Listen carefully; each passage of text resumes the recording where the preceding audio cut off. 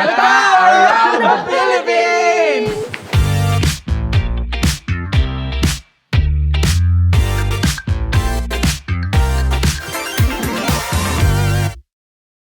So today we're cooking one of the most popular and available ingredients here in the Philippines. It's gata or coconut milk. So most of the things that you see in Filipino restaurants, especially mga turo-turo, mga kantin, laging merong gata dyan. And ako personally, I really like foods with gata. So what about you guys? Ano yung mga favorite natin? Ikaw? Ako marami. Okay. Kasi diba, pagka nilagyan mo ng gata, parang mas nagle-level up. For example, adobo, tapos pag nilagyan mo siya ng gata, mas sasarap siya. Chicken curry. Okay, counted. May gata naman yun. Yeah. What about you, Seth? Ako, pinangat or sinantolan. Ginatang dilis. Gata, masarap. Yun lang ang favorite. Tinuto is very classic, vintage, but it's still good. Tree of Life is the coconut tree. You can do so much with it. Kahit yung pag-process natin ng gata, sobrang dami niyang output. Kahit yung sa pagluto, nagiging latik or gagawin mo siyang jam. Napakarami. So, may matamis ba today? Meron, no? Meron! Oh, secret kung sino. Secret. Pero, Hey everyone! Today we're making ginataang alimasag with langka and malunggay. This recipe comes from my mom's cousin and my mom would always tell me gaano kasarap magluto ang aking tita. And lucky for me, she's here with us today to teach us how to make her specialty. So everyone, let's welcome Tita Cherry. Hello! Hi Tita, welcome to my kitchen. Talagang kitchen ko to today. So, what are we gonna do first? We need to clean the crabs first. Are you scared? No.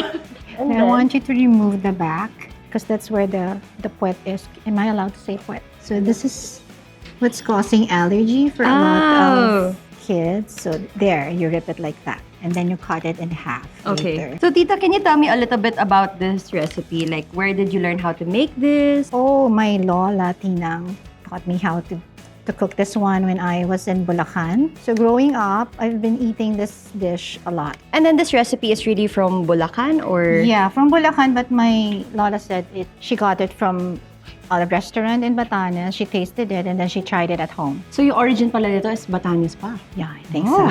So I start from here. Yeah, Okay. at the end. Okay. Sit. Yeah! Yeah. Yes! Perfect. Okay, and then the liquids we just leave. Yeah, just leave it there. That's where all the flavor will come from. I'm not the biggest seafood lover, pero crabs, I will eat crabs. Yeah! Effort pala nito. Pinapawisan na ako, guys. Umpisa pa lang. So we put a little salt on our water and now we're gonna put in all the langka para matanggal yung dagta. And then we're gonna boil this for 7 minutes. Yeah, 7 to 10 minutes. 7 to 10. Until the langka is a bit tender na. Okay. So our langka is almost done boiling. Now we're gonna start on the crabs. Approve ba, Tita, yung paghiwa ko ng onion? Approve. Actually, Tita, hindi Smells ko alam. good. Test pala to sa akin. Pasado na yan. Pwede na mag-asawa. We're cooking on pressure today. Takot na takot ka sa crabs. Hindi, patay. Patay na yan. Di ba mabilis lang maluto yung alimasag? Yeah, but Okay. we want to enhance the flavor of the gata. The gata. second, The pangalawang piga. pangalawang Okay. piga. From the taba ng aligis. So why do we put the pangalawang piga first? You mentioned that kanina it's to be able to save the first. Yeah, Piga, the no? first piga for the last taste of the dish. Okay. Para mas creamy. Okay. It's been a few minutes again. Time to check again on our crabs. Ooh! Right. So you put now the chili, The chili. Okay. the malunggay, Malunggay. and the last gata. The last. The first press. And you add some patis. Patis. I heard you told me kanina na puro ano lang talaga, tansya-tansya lang sa Sa bahay. home No? cooking talaga, tansya. Simmer for another like 3 to 5 minutes. Okay.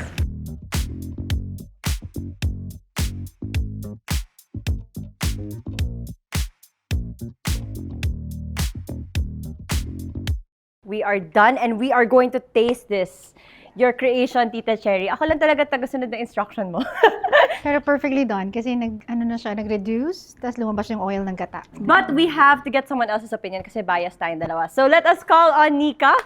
Hey, Who's allergic to crabs but is willing to try? kids don't do this at home, pero ako, brave. Voluntary ko pong ginagawa to. Hindi po ako pinipilit. With consent. Press it like this hanggang sa lumabas yung laman. And then, Why is mine nothing? Sarap, Wait, ako din na, wait lang. kinagat niya yung shell. You wanna Grabe, himay for tita, me, ang sarap. Gets ko naman kung ba't yung mga kids mo talagang favorite to. Kasi parang, Extra rice talaga. oo. Para mapapa-exercise ako pag may naghimay for me. Sobrang sarap. I love the texture. And then gusto ko yung pagka-reduce po ng gata. Sauce. And then with the langka. Kasi yung pag kami sa bahay kasi, nagagata kami. Walang langka. Like, ganito lang siya. Ginataang, parang it's been used for years as vegetable pag raw. Oo. Yung langka. Tita, ito lang talaga yung laman nun. Ba't kami madami? Bakit parang akin? Ba't parang akin payat, tita, maluris? Hindi ka marunong kasi maghimay. Ayun, no? Langka. Sarap. Okay, good job, Trish. Thank you! Maayong adlaw, karon magluto taog, binignit. I'm Bea from Cebu, and this is how I make binignit with landang. Binignit is served usually during Holy Week, but it's also being sold in merienda spots during regular afternoons. Dito sa Luzon, it's usually known as ginataang bilo-bilo. In Visayas and Mindanao, we use this one, what we call landang. It is made from buri palm tree. When you rehydrate this with boiling water, it looks something like this. Seems familiar kasi kamukha siya ng sago. Very important na ingredient for Visayas and Mindanao. So for the ingredients, you can start with the root crops. I usually go for ube. I also add kamote and gabi. I soften the crops in water and coconut milk. And for the fruits, saging na saba, nga hinog, colored sago, the pre-cooked ones. So sa Luzon kasi, usually, di ba, ginagamit bilo-bilo or glutinous rice. So, usually, yun yung nagpapathicken ng ating ginataan. Since we use landang, ito na mismo yung kanyang parang thickener. At the same time, yung mga root crops. And for my sweetener of choice, I use muscovado and I also place salt. The color or the kind of sugar that you add, actually, doon nakabase yung magiging kulay ng binignit mo. And then to finish it off, I add coconut cream and nangka. I grew up in a Tagalog Ilonggo home, which meant that I ate binignit in different varieties. But I came to love Cebuano binignit when I was a little older, when I could have them in merienda spots in the city. This is better when shared. Kaya I'm calling in Mats win! Yay! Na-confuse na. Magic!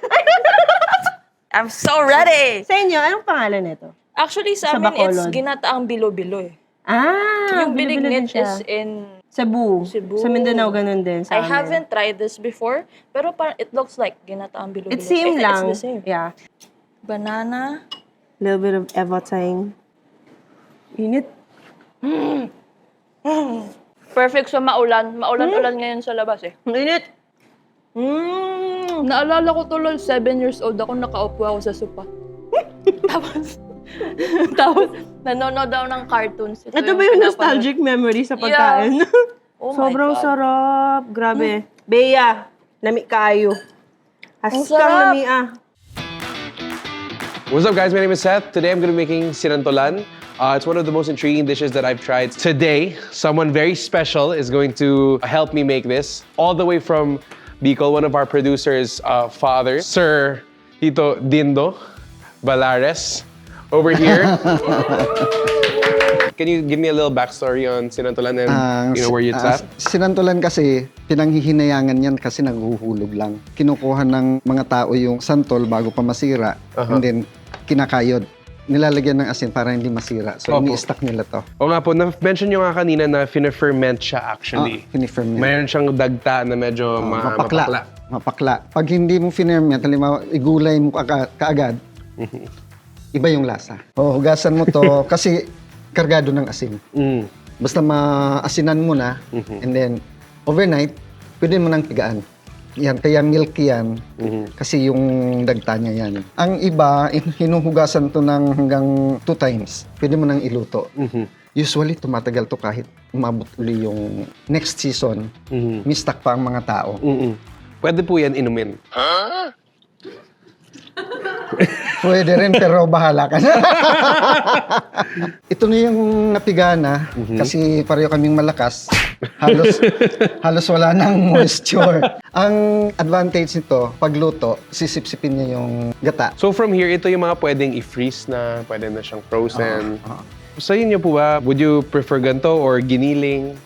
Okay yung giniling kasi mapapahalo lang doon na hindi na halata. Piniprefer ko rin yung ganito para yung May kagat. kinakagat mo. Parang feeling mo talaga may karne. Oo. Masarap din to na buo, pero mas okay kung hinimay. Usually, ang ginagamit naming tinapa, galunggong from Camarines Norte. Okay, so now that we have all of our proteins ready, maghihiwa ng mga panggisa. And gusto niyo pong sobrang pino po siya, no? Pino. O garlic first. Toasted natin. Yung traditional na paggata, di ba hindi ginigisa? Hindi po siya ginigisa yung traditional na sinantolan. Hindi. Kaya lang napansin ko, hindi naluluto yung sibuyas at Kasi nga na-preserve sa santol. napipreserve eh. So ba't niyo po nilagyan ng tubig dito? Kasi yung sisipsipin ng santol, mauubos lang gata Mawala na natin. siyang masarsa, medyo dry na siya. Mawawala na, oo. Ito, hindi mo na natin ilalagay lahat. Opo, dito lang. Oo. Para mamaya, yung tinatawag nilang pahabol. Opo. Pag yung gata, napabayaan mo, iba na eh. Pag nakurta, sinasabi niya, haluin mo nga to. Ikaw naman, bata pa, wala ka pa. Alam ko. Napabayaan mo. Opo. So nakurta. Sermon yun. Kasi hindi na masarap yun. Ay, oo nga. Lumobo na siya agad, oh. Oo. Akala ko po, Tito, ginigisa rin to. So, last po siya. Last to. Last siya ina-add. Oo. I-absorb niya na lang yung lasa. Minsan po ba, kunwari, naluto nyo na po. So, the next day, nag-iba yung lasa. Titimplahan nyo po ulit. Kailangan ko talaga. Hindi mo makukuha agad.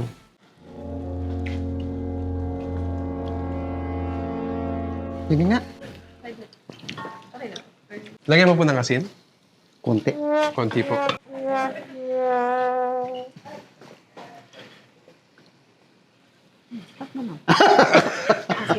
Help me save it. We'll put the gata now. Tita, how much sugar po would you say? Okay lang. Mamaya, pag parang kulang, lagyan ulit natin. Opo. Ganun siya eh. Yung Yung sili bawang- po, Tito. Ang napansin, Lapit pag po kayo. inilagay mo kaagad, yung bango ng sili, nawawala. Pero pag inilagay mo na paluto na, mas nare-retain yung aroma niya. So, technically, walang definite recipe. Wala.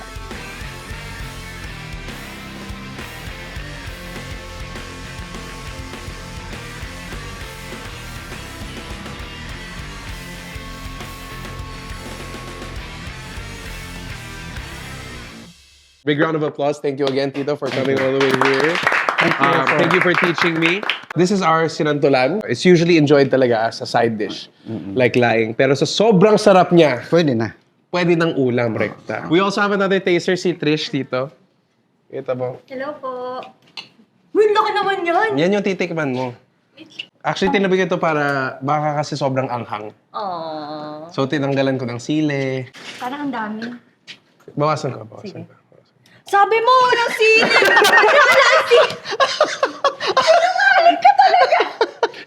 Okay na yan! Okay na yan! Yan eh! Ganyan yung sasarap! Cheers! Sarap, Tito. Sarap. Galing niyo po talaga. Pero masarap, Tito. I get bakit pwede siya kainin na as is. Pwede rin siya with rice. At sumasarap yan habang tumatagal. So pwede siya matagal Pag lumamig na siya, o halimbawa, mamayang gabi or bukas, mas lumilito pa yung totoo niyang lasa. Ano lang yan? Asin, paminta, and love. Daming love. I can taste the love. Daming From love. Tito. Kasi sa'yo, puro sila lang eh. Ay, nako. I'll be doing ginataang tambo from Iloilo. So my recipe comes from Mr. Pete. My name is Pedro Tesoro de Mata. I grew up in Dumarao, Capiz. Recently, I live in Toronto, Canada. This is about ginataang tambo recipe. Fun fact, lolo siya ni Ina, one of our creators here. Ginatang tambo or ginatang labong is actually young bamboo shoots na niluto sa gata. Tapos kadalasan paired up siya with seafood. Meron din tayong onting shredded corn, but that's optional. Quite a lot of ingredients, but the process itself is super easy. So gagamitin natin native onions. Yan, mas malakas yung amoy niya. It's more pungent. But you also get a bit of sweetness from it. Some tomatoes. So slice lang din. Gusto ko parehas sila ng hiwa nung sibuyas ko. Right. So kung nagtataka kayo kung ano yung labong, it looks like this. This one's a bit old, but the younger bamboo shoots, medyo mas madilaw siya. Tapos mapapansin niyan, pag pumunta kayo sa palengke, medyo amoy gasolina ng onte. That's the labong or bamboo shoots. Lalagyan natin ng sitaw. Usually, lalagay mo to kapag patapos na yung niluluto natin para hindi siya ma-overcook. So we'll add another aromatic kasi sea creatures yung lalagay natin. And most of them, meron silang distinct na amoy. Isunod naman natin ang vegetables. Onion, Swish it around. Give it a minute at least. Pull out the flavor. Susunod ko na yung luya. Again, I'm gonna give it at least a minute. tomatoes, So this is gonna add color and acidity to the dish. Optional to. Pero since meron tayo, we'll add shredded corn. And when I was researching ginatang tambo, kadalasan talaga merong mais nakikita ko. ilaga ang tambo sa water for 20 minutes. I-drain ang water para makuha ang bitter taste. Next up is labong or bamboo shoots. Off-cam, pinakuluan na natin to ng 15 minutes kung hindi pa siya napapakuluan yung mga nabili mo. Okay? Pagkatapos naman ilunod natin ang gata. Kakanggata, tsaka pangalawang pigato. Boil it for 8 to 10 minutes. Then, ilunod natin ang crabs mussels and shrimps. We put in the shrimps last. It's because they cook super quick and we don't want to overcook everything. Then I'll add sitaw. Boom! Next up, patis. Fully cook lang natin to and then we'll add our saluyot. Ini nga mga ingredients, ginakuha ko lang sa amon palibot. Kaya ang amon balay malapit lang sa suba. Isa ini ka Ilonggo recipe nga nadakuan namon. So this is ginatang tambo or ginatang labong. Okay, So okay. bamboo shoots. This is a recipe from Ina's lolo, Mr. Pete. It's like a medley of seafood. Yeah, What was it like, cooking all of these vegetables at the same time? that's pretty cool. But the initial thought ko, especially when I saw the seafood that they used, must be super expensive. But according to inamay.com.ph, they have this in Turo-Turo, mga karinderya. Oh, super cool too. And gets ko naman, kasi kung malapit nga sa dagat, obviously, mas mura yung mga pagkain, mga seafood. Yeah. I love this.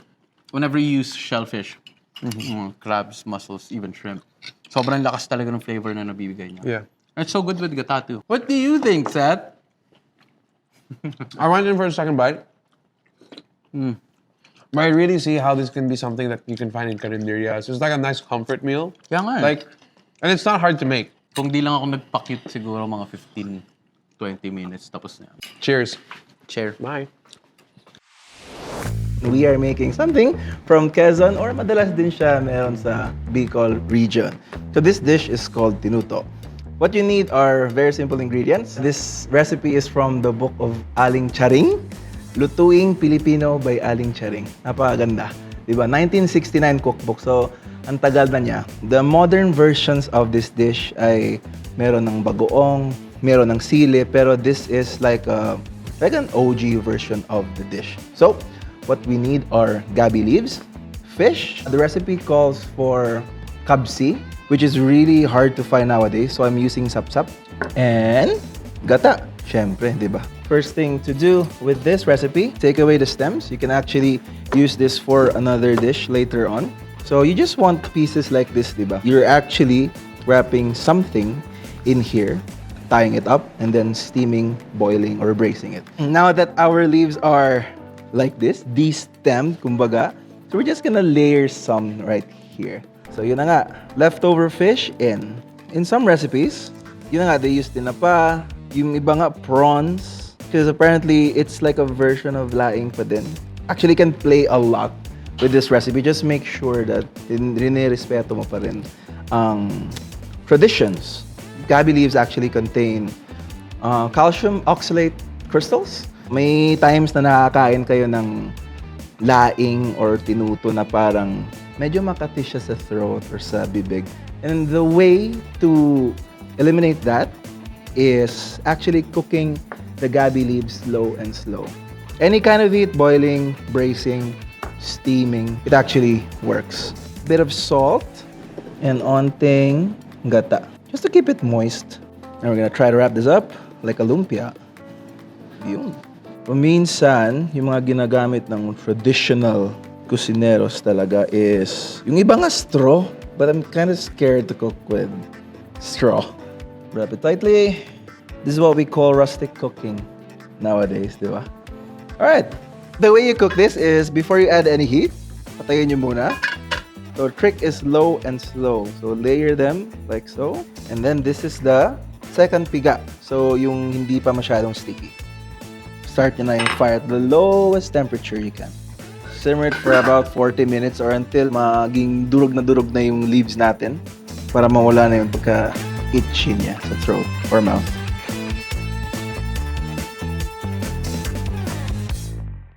Okay, so for today's taste tester, it's Chef Martin.